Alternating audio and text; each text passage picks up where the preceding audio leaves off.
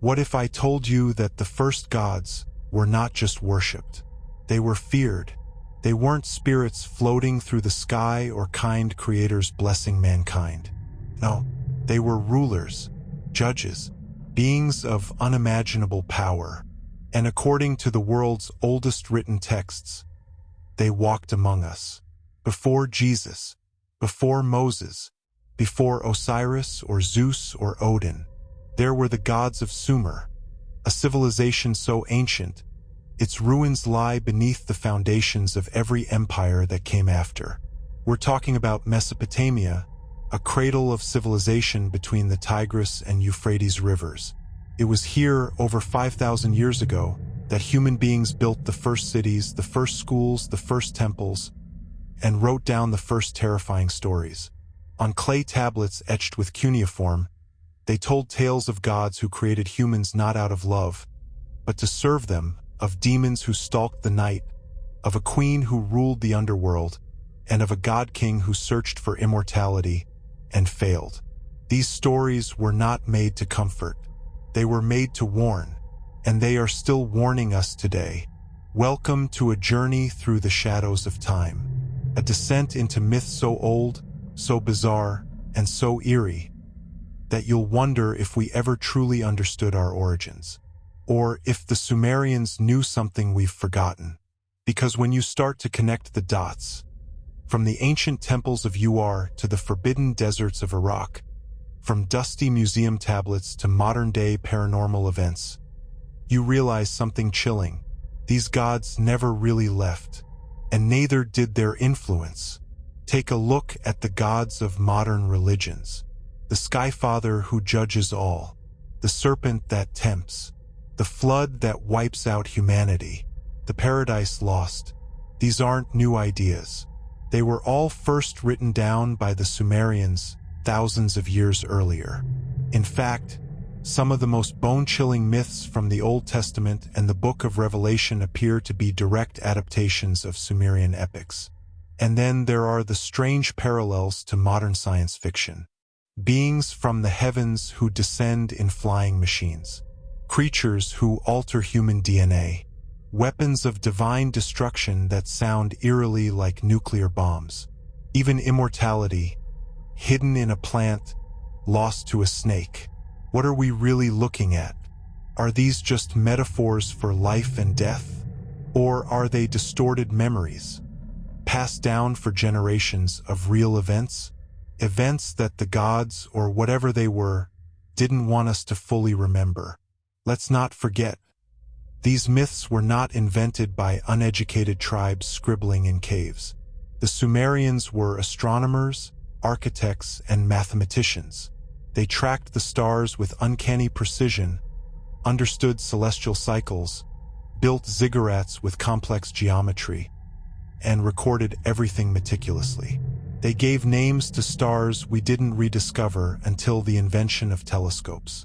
So when these people say gods descended from the sky, should we be listening? In today's video, we'll explore the Anunnaki, the ancient alien-like gods who may have created mankind. The queen of the underworld, who once killed a goddess and demanded a soul in exchange. The demon Pazuzu, who inspired The Exorcist and may still haunt the world today. The first superhero, Gilgamesh, whose journey into the afterlife still terrifies scholars. The mysterious tablet of destiny, said to control the fate of gods and men. And the curse of Akkad, when the gods turned away and civilization collapsed. Each story will grip you, unnerve you, make you question what you've been taught about good, evil, life, and death. Because here's the truth no one wants to admit. These ancient stories may not be fiction. They might be our forgotten history, and every now and then, that history resurfaces. In strange dreams, in unsolved mysteries, in ancient artifacts that curse those who find them, in temples we're warned never to enter. So the question isn't, were these myths real? The question is, what if they were? What if the Sumerians were trying to tell us something? And what if we're only now beginning to understand?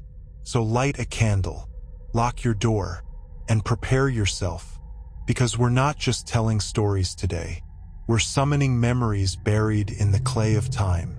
If you love eerie tales, forgotten gods, and history that refuses to stay dead, make sure to subscribe, like, and turn on the notification bell so you don't miss any part of this journey into the oldest and creepiest mythology on Earth. Because by the end of this video, you won't just know about Sumerian mythology. You'll feel it. Are you ready? Let's begin. Before Olympus, before Eden, before the Norse realms of ice and fire, there were the Anunnaki. Their name echoes from the oldest clay tablets humanity has ever uncovered. It means those who came down from the heavens, not figuratively, not in poetic verse. Literally, they descended, but descended from where? That's where the story takes a strange, almost cosmic turn. According to the ancient Sumerians, the Anunnaki were not abstract deities, floating ideals of love or justice. They were flesh and blood beings, gods with personalities, grudges, and terrifying power. And they ruled the earth for thousands of years. They were described as giants, radiant with divine light, with the ability to fly, command the weather, and even alter life itself. Sound mythological? Maybe. But the Sumerians weren't the only ones who spoke of these beings. The Akkadians, Babylonians, Assyrians, and even early Hebrews told stories of powerful entities descending from the skies. Some benevolent, some monstrous, all unforgettable. Let's meet some of the core members of this otherworldly pantheon. And Anu, the supreme god of the sky, the first principle, the silent, watching king of the cosmos. He, the goddess of earth. She bore the Anunnaki and was often invoked in rituals concerning life, harvest, and fate. Enlil, the lord of the wind and storms. He was powerful, ruthless, and viewed humanity as noisy ants. Enki Ea, the god of water, mischief, wisdom, and creation. He loved humanity and often broke divine rules to help us. Ninhursag, the goddess of fertility and mountains. She shaped human bodies with her hands from the clay of the earth. Utu Shamash, the sun god and bringer of justice, an all-seeing force. Ereshkigal, queen of the underworld, the one deity none could escape, not even the other gods. According to one of the oldest stories of creation, etched into a tablet in the city of Nippur, humans were created as slaves. Why? Because the younger gods of the Anunnaki grew tired of laboring for the elder gods. So Enki, always the rebellious helper, devised a solution. He slaughtered a rebellious deity, mixed that god's blood with the mud of the earth, and shaped the first humans. We were made not in their image, but in their convenience. Our purpose? To till the land, bake the bricks, fetch water, worship, obey. We weren't children of the gods. We were tools. And when we became too noisy, when our cities rang with music, shouting, and industry, Enlil decided to silence us. He sent plagues, then famine, then finally a flood. This is the earliest flood myth in human history, predating the story of Noah by over 1,000 years. In it, the gods agree to exterminate humanity. But Enki, once again defiant, warns one man, a king named Ziusadra, to build a massive boat and save life on Earth. Does that sound familiar? And just like in the biblical story, Ziusadra survives the flood, makes a sacrifice to the gods, and is granted eternal life. But here's where the myth gets creepier. After the flood, the gods begin to fear humanity again. Why? Because we remember, we record, we build temples, we ask questions. So Enlil divides languages to confuse us. He scatters us across the earth, and he sets watchers, lesser gods, or angels, depending on the version, to monitor us. Some of those watchers rebelled. Some took human wives. Some taught humans how to make weapons, cast spells, and summon demons. This isn't modern conspiracy. This is Sumerian scripture. So who or what were the Anunnaki, really? Here's where things turn from myth to theory. Many researchers, especially those in fringe history and ancient astronaut communities, believe the Anunnaki were not gods at all, but extraterrestrials, beings from another world, possibly a planet known to the Sumerians as Nibiru, which they claimed had an elongated orbit that brought it near Earth every few millennia. According to this theory, the Anunnaki came to Earth to mine gold and needed a labor force. They genetically engineered early hominids to become Homo sapiens, us. There are carvings, artifacts, and astronomical references in Sumerian cities that describe flying ships, spacesuits, and celestial knowledge far beyond what ancient humans should have known. In one stele, the god Enki is depicted with a tool belt, standing next to a device that resembles a control panel, inside a multi-level ziggurat that some theorists claim resembles a launch tower. In another, a figure wearing what appears to be a helmet holds a device emitting rays. Radiation? Light weapon? Coincidence? Maybe. Or maybe these gods were more than myth. But here's the most bone-chilling part. The Sumerians said the Anunnaki would return. They didn't say if, they said when. And that brings up the real question. Have they already returned? Are they watching through the veil of time? Or did they never leave? The truth is, we still don't know what the Anunnaki were. But their legacy is undeniable. They were the first gods, the first rulers, the first creators and destroyers. And whether they were aliens, interdimensional beings, or just the fragmented memories of ancient priests trying to explain the impossible, they have haunted humanity for over 5,000 years. They appear in dreams, in strange lights, in texts we're still deciphering, in the fears we bury under science and rationality. Because deep down we know something was here before us, and it might come back. What do you think? Are the Anunnaki gods, aliens, symbols, or something else entirely? Drop your thoughts in the comments. We want to hear your theory. And make sure to subscribe because next, we descend into the underworld. And she is waiting. Beneath the dust of the ancient world, beneath the ruins of Uar, Lagash, and Eridu, beneath the prayers and sacrifices, lies Kur, the Sumerian underworld, a realm with no light, no joy, no escape, and ruling over this terrifying domain is the goddess Ereshkigal. In a pantheon filled with sky gods and sun kings, Ereshkigal is something else entirely. She is not a destroyer. She is not a redeemer. She is the inevitable. She is death. In the mythology of ancient Sumer, death was not a transition or a reward, it was a sentence. A place called Kur waited for every soul, whether king or beggar, priest or thief. It wasn't hell, but it was bleak, cold, silent, dust-covered. Once there, souls ate clay. They wandered in the dark. There was no return. At the center of this realm, seated on a throne of shadow, was Ereshkigal, cloaked in darkness, her face never fully described in any text, as if language itself refused to portray her. Some depictions show her with wings like a bat. Others say she had the claws of a lion. All agree on one thing: she is terrifying. She is also not evil. This is what makes Ereshkigal so disturbing. She is not demonic. She is divine. She is part of the cosmic balance. Just as there is a god of creation, there must be a goddess of decay. But Ereshkigal was more than just a guardian of the dead. She was a prisoner. According to one of the earliest myths, she was taken to the underworld against her will by the gods. She became queen not through ambition, but through exile. Imagine that, banished to rule a land you can never leave, surrounded by the moaning souls of the dead for all eternity. And then, one day, someone knocks on the door. That someone is her sister, Inanna, the goddess of love, fertility, war, and beauty, one of the most powerful deities in the Sumerian pantheon.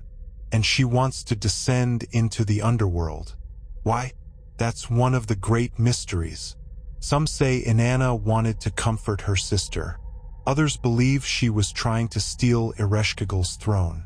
There are even darker interpretations. Some say Inanna was looking for the power of death itself, a forbidden force that even the gods feared. Whatever her motive, Inanna begins her descent. At each of the 7 gates of Kor, she is forced to remove a piece of her divine regalia, her crown, her robe, her jewelry, her weapons, until she is naked and vulnerable before Ereshkigal. And then, Ereshkigal strikes. Inanna is killed, not imprisoned, not cast out, killed. Her body is hung on a meat hook, left to rot in the darkness. For 3 days and nights, the world above begins to unravel. Fertility vanishes, rituals fail, priests panic, the gods take notice, but none dare confront Ereshkigal directly except for Enki, god of wisdom. He fashions 2 strange beings, neither male nor female, and sends them to sneak into Kor. They do not attack, they do not argue. Instead, they mourn with Ereshkigal. They whisper, "Oh, your heart, it is broken." They weep with her, and the unthinkable happens. Ereshkigal shows mercy. She gives them Inanna's body, and Inanna is brought back to life. But no one escapes Kor without a price. For Inanna to leave, someone must take her place. And when she returns to the world of the living, she finds her lover, Dumuzi, the shepherd king, sitting on her throne, dressed in royal splendor, unmoved by her death. She chooses him. He is dragged, screaming, into the underworld. For half the year he remains there, echoing the cycle of the seasons. And in his absence, the earth withers, crops die, winter reigns. When he returns, life blooms again. Sound familiar? Yes, this Sumerian myth predates the Greek story of Persephone by centuries. But the Sumerian version is darker. There's no abduction, no romanticized Hades, only betrayal and balance. And Ereshkigal, she remains, unmoved, unchanging, the silent judge of the dead. But her story doesn't end there. In some later myths, Ereshkigal takes a new husband, Nergal, a war god. He is sent to Kor to deliver a message but disrespects her court. She tries to kill him. He flees, but the gods demand balance. So Nergal returns, not to apologize, but to storm the underworld. He breaks through the 7 gates, slaughters Ereshkigal's servants, and bursts into her throne room with weapons drawn. What happens next is debated. Some say he overpowers her and forces her to marry him. Others say Ereshkigal lets him. And some scholars believe this entire myth is symbolic, a merging of life and death, war and decay, fertility and finality. But the image it leaves behind is unforgettable. Even the queen of the dead has a heart that can break. Even death, in the Sumerian mind, is not devoid of feeling. It is just inevitable, and perhaps that's what makes Ereshkigal so terrifying. She does not kill you. She waits for you, always. Some modern occultists believe that Ereshkigal still exists not as a being but as a force, a psychic archetype, a dark goddess archetype invoked in rituals of shadow work and descent. Some claim to have met her in dreams, in caves, in moments of deep despair. And her message? Nothing lasts forever. Not pain, not joy, not life. Have you ever felt like something was watching you in the dark? Not to hurt you, but to remind you you're temporary? Share your thoughts in the comments. And if this section gave you chills, subscribe now. Because next, we're not meeting a god. We're meeting a demon. One who still shows up in movies and exorcisms. And his name is Pazuzu. You've seen his face in posters, in horror movies, in nightmares, twisted features. wide staring eyes, a grotesque grin, wings spread like a gargoyle, talons instead of feet, and that serpent always coiled around him or growing from him. His name is Pazuzu, and while most people associate that name with The Exorcist, where he's the demonic force possessing young Regan, few know that Pazuzu is no modern invention. He is real, he is ancient, and he comes from the darkest corners of Sumerian and Assyro-Babylonian mythology. But let's go back. Long before Hollywood turned him into a horror icon, Pazuzu was a figure of dread and paradox in Mesopotamia. He was the king of the demons of the wind, specifically the southwest wind, a force associated with drought, famine, and disease. In an arid land where survival depended on water, this wind was feared above all else. It brought locusts, it scorched crops, carried plague, and at the heart of it all was Pazuzu. His body was a nightmare stitched together, a lion's head, snarling, a canine's teeth jagged and sharp, for wings, outstretched in flight, eagle talons for feet, a scorpion's tail curled around his legs, and a serpent, often emerging from his groin, signifying chaos, fertility, and poison all at once. He was a monster, yes, but he was also a protector. Wait, what? Yes, here lies the paradox that makes Pazuzu so chilling. Though he was a demon, Pazuzu was also invoked in protection rituals, especially by pregnant women and new mothers. Why? Because he was the only force powerful enough to fight something even worse. Lamashtu. If Pazuzu was terror, Lamashtu was horror incarnate. She was a demoness who stalked the night, entering homes to kill newborns and drink the blood of pregnant women. She caused nightmares, miscarriages, sudden infant death, and she feared only one name. So women would wear Pazuzu amulets, hide statues of him under pillows, bury his image near cribs. These were not offerings of worship, they were pleas for protection. Think about that. In the ancient world, people were so afraid. They invited one demon into their lives to protect them from another. A lesser evil guarding you from a greater one. But don't mistake that for kindness. Pazuzu was not merciful. He was wild, unpredictable. His power could just as easily destroy as it could defend. He rode the wind like a predator. He hovered over rooftops. His breath was disease. His laughter, madness.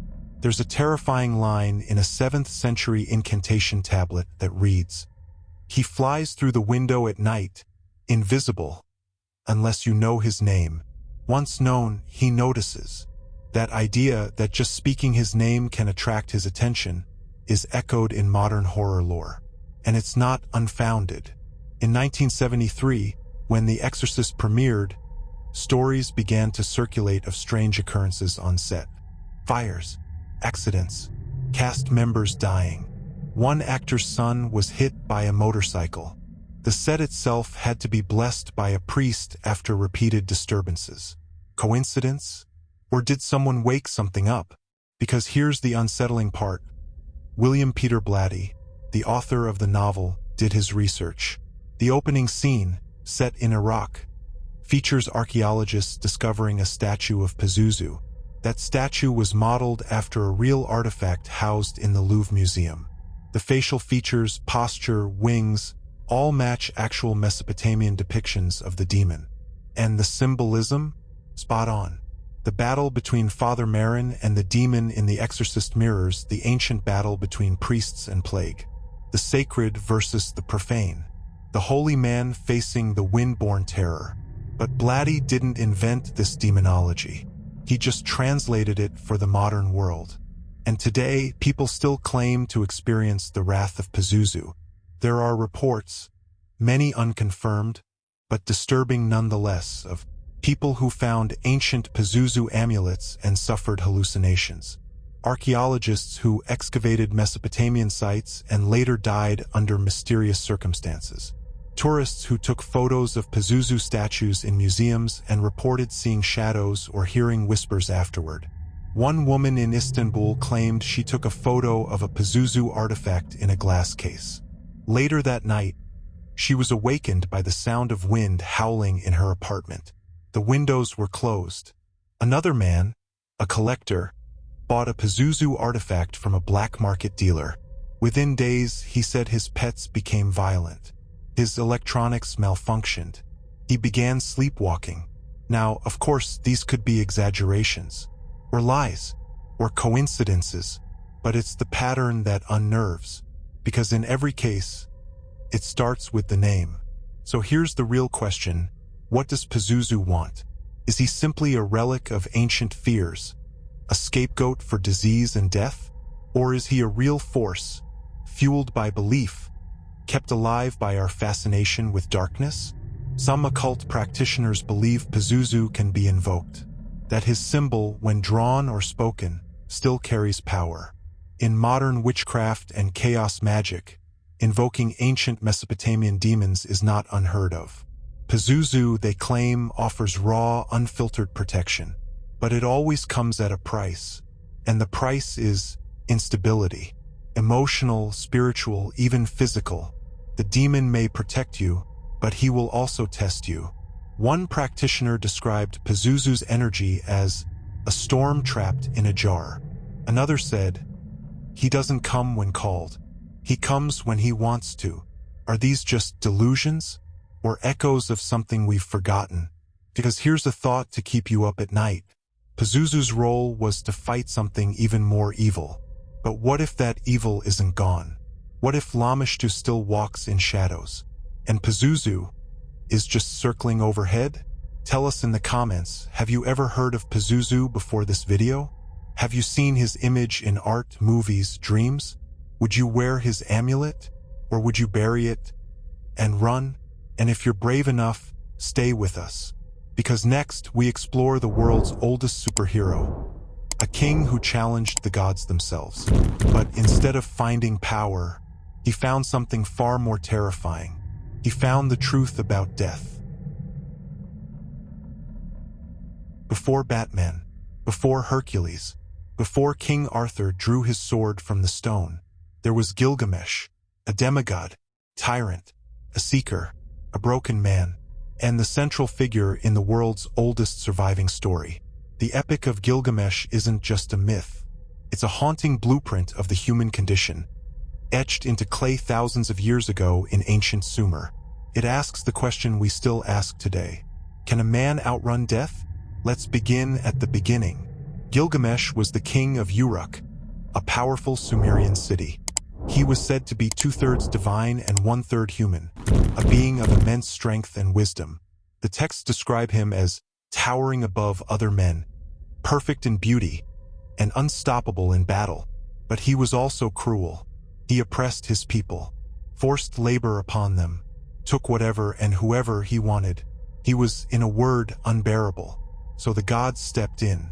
To balance his power, the gods created Enkidu, a wild man of the steppe, covered in hair, raised by beasts, untouched by civilization. Enkidu is the antidote to Gilgamesh, pure, innocent, grounded. When they finally meet after a violent clash, the two men fight, then become best friends. And this is where the story turns from epic to tragedy. Together, Gilgamesh and Enkidu seek glory. They set out to slay Humbaba, the monstrous guardian of the cedar forest, a sacred place protected by the gods. Despite divine warnings, they kill Humbaba. They cut down the sacred trees. They take trophies. Their arrogance grows. Soon after, the goddess Ishtar proposes marriage to Gilgamesh.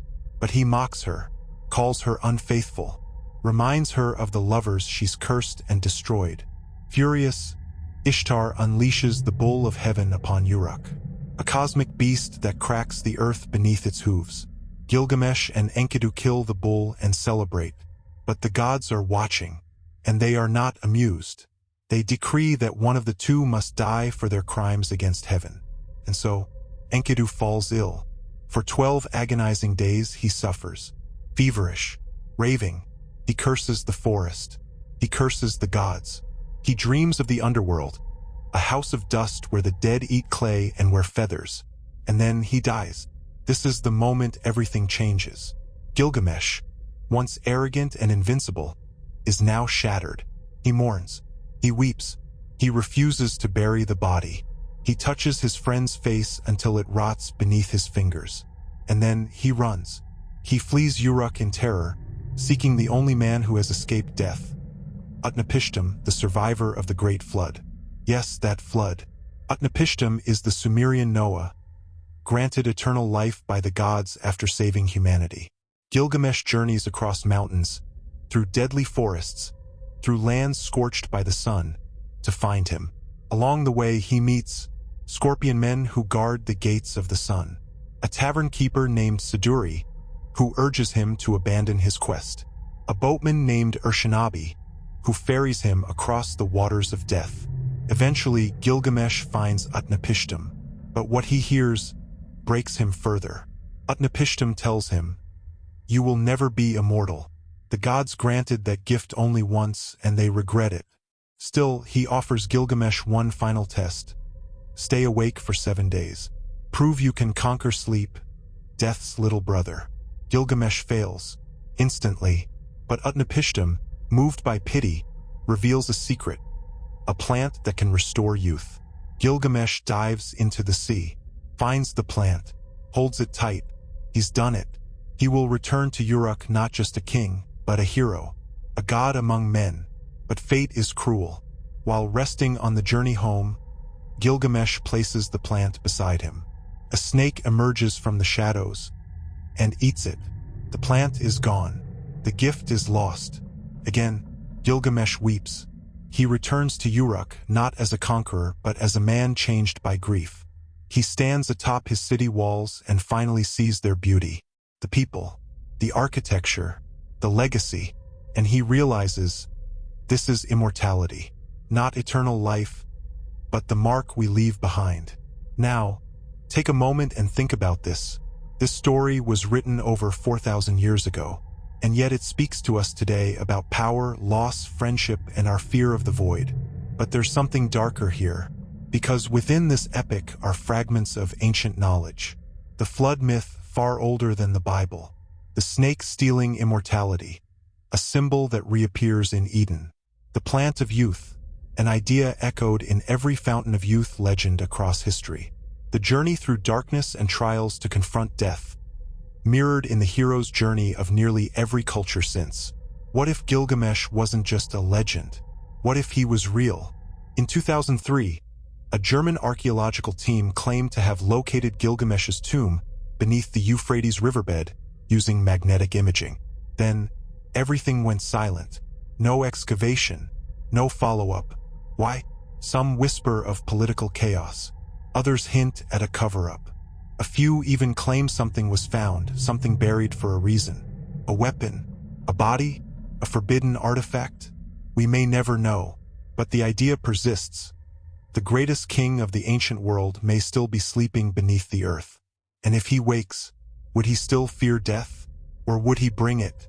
So now ask yourself, would you take the plant if it meant eternal life?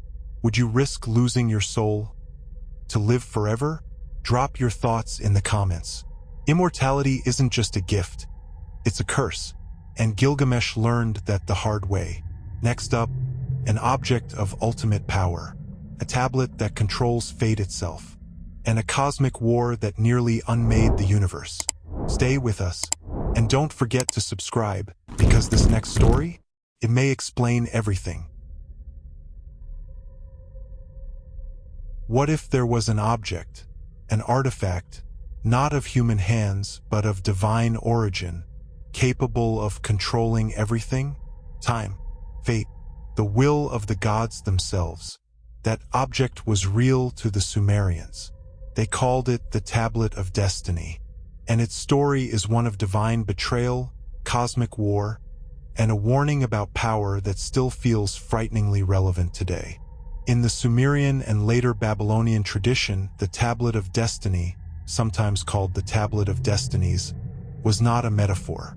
It was described as a literal object, a stone or tablet inscribed with divine script that governed the order of the universe. Whoever possessed it held ultimate authority, not just over men, not just over nature, but over the gods themselves. And for a time, the gods were in control, until one day it was stolen by a monster named Enzu. Enzu was no ordinary demon. He was a creature of wind and fire, often depicted as a giant eagle with a lion's head, claws like razors, and eyes that glowed like the sun. Originally, Enzu was created to be a servant, a divine guardian of the gods' secrets. But in one chilling myth, Enzu becomes tempted. He hears the gods whispering about the tablet. He sees how they consult it for decisions. He watches as even the mighty Enlil, the god of wind and kingship, uses it to control reality. And he decides, why serve the gods when I can become one? So while Enlil bathes in his sacred pool, Enzu steals the tablet of destiny and vanishes into the mountains. And the universe begins to unravel. Cosmic chaos. Without the tablet, the laws of reality break down. The wind stops, the stars dim, the gods descend into panic. They call an emergency council. Someone must retrieve the tablet. One by one, the gods are asked to confront Enzu, and one by one, they refuse. He is too strong, too fast, too divine, until finally Ninurta, the god of war and son of Enlil, steps forward. He will face Enzu, but it will cost him everything. The confrontation between Ninurta and Enzu is one of the most epic in all ancient mythology. It's not just a fight, it's a cosmic war. Mountains shatter under their clash. Storms tear across the earth. The heavens scream. Enzu uses the tablet to unleash winds that strip Ninurta of his strength. He mocks the war god, says the gods are weak, that they will bow before him. But Ninurta, bleeding and battered, does not give up. He calls upon his mother, Ninhursag, who guides him. He constructs a magical net, a trap woven from spells and divine metals. With it, he finally ensnares Enzu, and with a mighty blow, he slays the beast. The tablet is recovered. Order returns. The gods rejoice, but the story doesn't end there. Here's where things get weird. In most versions of the myth, the tablet is returned to Enlil, but some texts are fragmented, others ambiguous. In certain accounts, the tablet disappears again, or is hidden. The truth? No one knows what happened to it. And for thousands of years, stories have echoed across cultures about mystical tablets or stones of power. The Ark of the Covenant, holding God's laws and burning with divine fire. The Emerald Tablet of Thoth, said to hold the secrets of alchemy. The Sapphire Tablets of Moses, which broke upon humanity's sin. Even the 10 Commandments inscribed by a higher hand. Could all these be echoes of the original Tablet of Destiny? And if so, where is it now?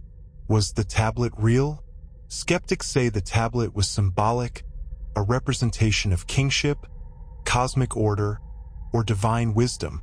But others, especially in the fringe and esoteric communities, believe it was a real device. Not just a stone, but a form of ancient technology. Think about it. The tablet governed weather, fate, and power. It responded to voice commands, chants, or incantations. It could only be used by those of divine bloodline. It had to be reclaimed through battle and sacrifice. It sounds eerily like a cosmic control panel, a machine, a tablet in the literal sense, perhaps even a device of extraterrestrial origin. And there's more. The idea of a stolen object that grants power over the gods is found in other cultures. In Norse myth, Loki steals magical weapons from the gods. In Greek myth, Prometheus steals fire, a symbol of divine power. In Hindu stories, demons often steal sacred texts or objects that unbalance the cosmos. Always, these objects must be retrieved, or else the world ends. The Sumerians weren't just telling bedtime stories. They were warning us. There is a limit to power. and those who seek to control destiny will always be challenged. In 2001, a tablet fragment believed to reference the Tablet of Enlil was uncovered in modern-day Iraq, near the ancient city of Nippur. The artifact mentioned a divine writing tool that spoke in thunder and commanded the heavens. Shortly afterward, the excavation was shut down. Coincidence? In conspiracy circles, rumors swirl that the U.S. military, during its occupation of Iraq, seized ancient Mesopotamian artifacts. Some believe they were looking not for weapons but for ancient technologies, devices that could control weather, energy, or even perception. And if the Tablet of Destiny was among them, well, what would someone do with the power to rewrite fate? Let's zoom out. If the Tablet of Destiny is real or was real, it raises chilling questions. Who decides your fate? Is your path fixed?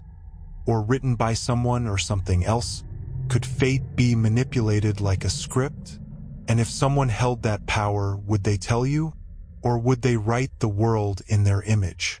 The gods tried to keep the tablet among themselves, and Zu tried to use it for domination. Ninurta returned it to restore order. But what would you do? Would you use it to end suffering? To grant immortality? To control others? Or would you hide it? Or worse, break it? Comment below. If you had the power to control destiny, would you? And if you believe that ancient knowledge may still be hidden under the sands of Mesopotamia, hit that subscribe button. Because our next story is the most terrifying yet. It's not about demons, or gods, or monsters. It's about when the gods simply walked away and left humanity to suffer. Picture a golden empire at its peak. Towering walls of white brick, markets overflowing with spices and gold, temples echoing with prayers, the fields bursting with grain, the rivers calm, and the gods smiling. This was Akkad. Founded by Sargon the Great, Akkad was the first true empire in recorded history, a vast and powerful civilization that stretched from the Persian Gulf to the Mediterranean. Its influence reshaped Mesopotamia forever. It was the center of the ancient world, but then it fell, suddenly, catastrophically, irreversibly. The question is, why? The answer may be one of the most chilling stories ever preserved in human language. It's called the Curse of Akkad, and according to this ancient Sumerian text, it wasn't enemies or war or bad luck that brought down the empire. It was the gods. Crown Naram-Sin's sin. The story begins with Naram-Sin, grandson of Sargon, powerful king, a brilliant military leader, a man who saw himself as chosen by the divine. But like many rulers with unchecked power, pride led him astray. According to the myth, Naram-Sin faced a crisis, famine, a drought, disease. He turned to the gods, offered sacrifices, built temples, prayed in desperation. But the gods were silent. They did not respond. And in his anger, Naram-Sin made a fatal decision.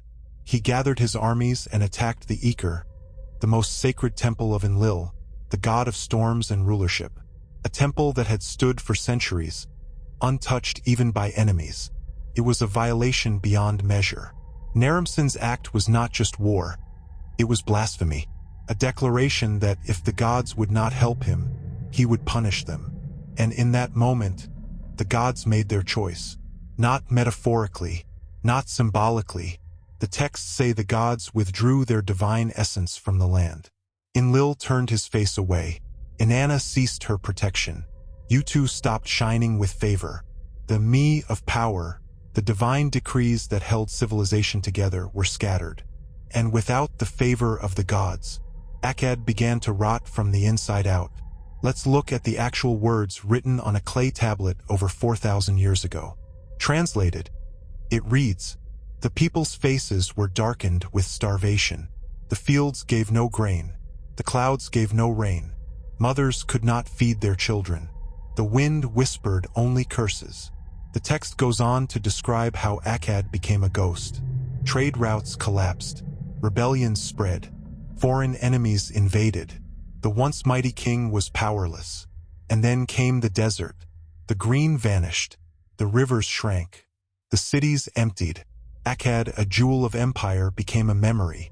Now here's where myth and history blur, because archaeologists agree that Akkad did collapse suddenly, sometime around 2150 BCE. But what's shocking is that modern climate science backs up the curse of Akkad.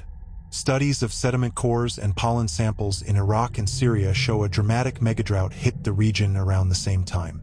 A 300-year-long dry spell, one of the worst in the past 10,000 years.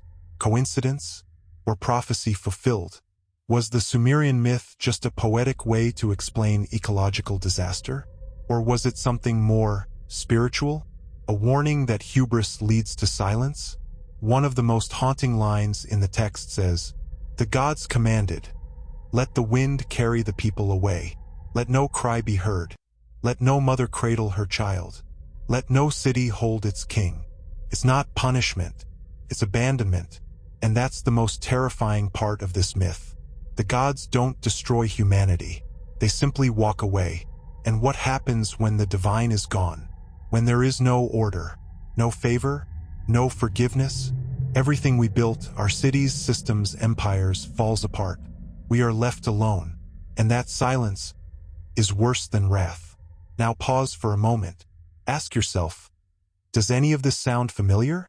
The environment collapsing, social systems under stress, leaders ignoring sacred balance, a disconnect between people and purpose, prayers going unanswered.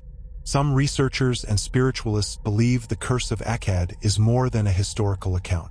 They see it as a cyclical pattern, that when humanity drifts too far from balance, whether with nature, each other, or the unseen, the universe resets, not with fire, but with silence. Today, most people have never heard of the curse of Akkad. It's not taught in schools. It's not adapted into movies. It lies buried in dusty translations, in museum vaults, in broken tablets stored in crates. But perhaps that's intentional, because this story doesn't end with triumph. There is no redemption arc. There is only the reminder, you were warned, and that, perhaps, is the greatest lesson of Sumerian mythology. Not that gods are loving or just, not that heroes always win, but that actions have consequences. And when the gods are silent, the earth answers for them. There's one more layer to this myth. Some modern thinkers believe the gods in Sumerian texts are not literal beings, but forces of consciousness.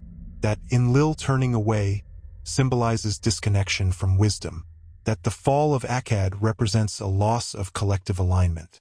That when a society becomes too self-centered, too loud, too greedy, something shuts down. Creativity, empathy, spirituality. And without those forces, collapse is inevitable. The story of Akkad isn't just a tale of ancient arrogance. It's a mirror, and when you stare into it, what do you see?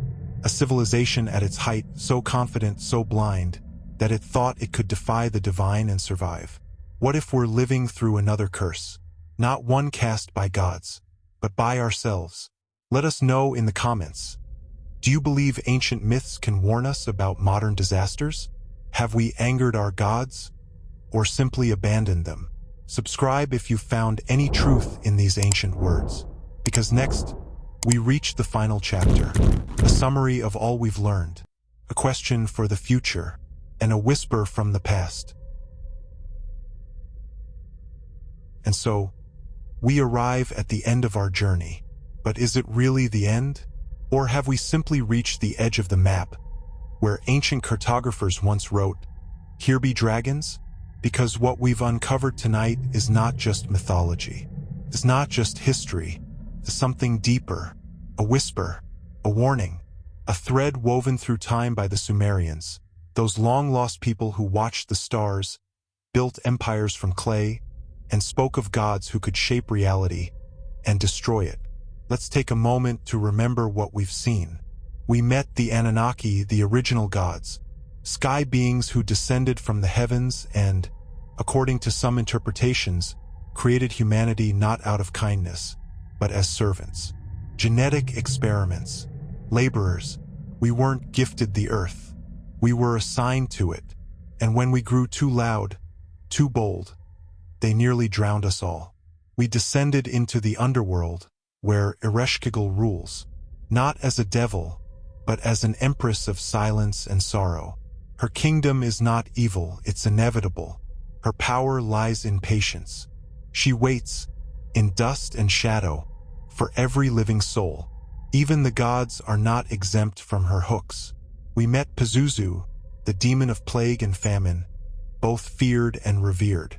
He is the chaos we invite into our homes to keep something worse away. His name still sends shivers down the spine. And maybe, just maybe, his presence lingers wherever his name is whispered. We followed Gilgamesh, the world's first tragic hero, on his desperate journey to escape death. His failure was not a loss, it was a revelation. That immortality is not found in gods or magic plants, but in how we live, in what we leave behind, in the stories etched into the bones of civilization. We learned of the Tablet of Destiny, the divine remote control of the universe, stolen by a beast and retrieved by a warrior, a relic of unimaginable power that may still lie hidden, or worse, in the wrong hands. The Sumerians believed destiny could be written and rewritten. And finally, we watched Akkad collapse, not through war but abandonment. When the gods withdrew their favor, humanity was left to wither. A silent curse, a divine shrug. The lesson was devastatingly clear. Without balance, even the greatest empires fall. These aren't fairy tales. They're not bedtime stories. They're foundations. The scaffolding of modern religion, philosophy, psychology, even science. Let's get real for a second. So many themes from Sumerian mythology mirror today's questions. Who created us? Are we truly free? Is death the end? Can power be trusted? What happens when we forget our place? We like to think we've evolved, that we've moved beyond myths and gods, that we're in control now. But when you look around, at the state of the world, the climate, the chaos, the spiritual emptiness, you have to wonder, are we repeating the story of Akkad? Have we once again become too loud, too arrogant, too forgetful? The Sumerians would say yes. They'd say the signs are all there, that the silence is growing, that the winds are changing. Here's another chilling thought. What if the gods never left? What if they're just watching, waiting? And what if they no longer see us as worthy? Think about that the next time you stand beneath a starry sky. To the Sumerians, those weren't just stars. They were eyes. Eyes that blinked, watched, judged, and maybe they still do. Even if you don't believe in ancient gods or cursed artifacts, there's something undeniably powerful about these stories. They resonate, they echo, they haunt, because deep down we still fear the same things. Death, obscurity, abandonment, judgment, and we still hope for the same things. Meaning, redemption, immortality, understanding. The Sumerians wrote their hopes and fears in clay. We do it in pixels and data, but the message hasn't changed. So now it's your turn. What do you believe? Are these stories just remnants of an ancient worldview? Or are they breadcrumbs, left behind by those who knew too much? Could the Anunnaki have been real? Could Ereshkigal still rule a dimension we cannot see? Could the Tablet of Destiny be buried beneath the sands of Iraq? Could Pazuzu be more than a name in a horror movie? Or are they all inside us? Archetypes, memories, warnings coded in myth.